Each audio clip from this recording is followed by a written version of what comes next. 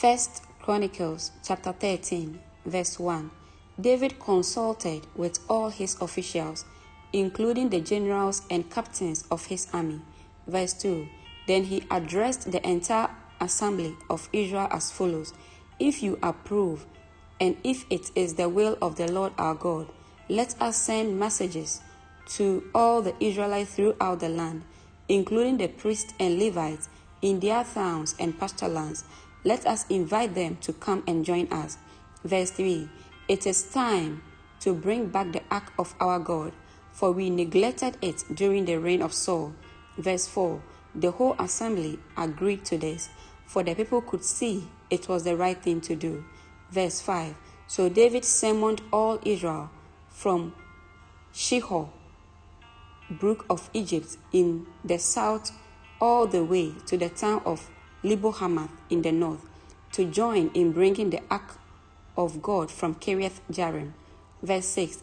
Then David and all Israel went to Bala of Judah, also called Kiriath-Jearim, to bring back the ark of God, which bears the name of the Lord, who is enthroned between the cherubim. Verse 7.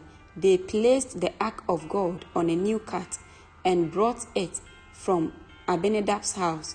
Uzzah and Ahio were guarding the cart. Verse 8. David and all Israel were celebrating before God with all their might, singing songs and playing all kinds of musical instruments, lyres, harps, tambourines, cymbals, and trumpets. Verse 9. But when they arrived at the threshing floor of Nacon, the oxen stumbled, and Uzzah reached out his hand to steady the ark. Verse 10.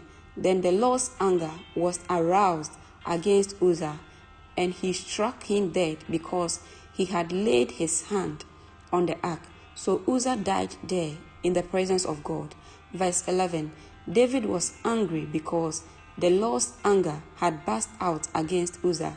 He named that place Perez Uzzah, which means to burst out against Uzzah, as it is called today. Verse 12. David was now afraid of God, and he asked, How can I ever bring the ark of God back into my care? Verse 13. So David did not move the ark into the city of David. He took it to the house of Obed-Edom of Gath. Verse 14.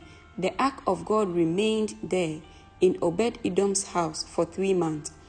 And the Lord blessed the household of Obed-Edom and everything he owned. Amen.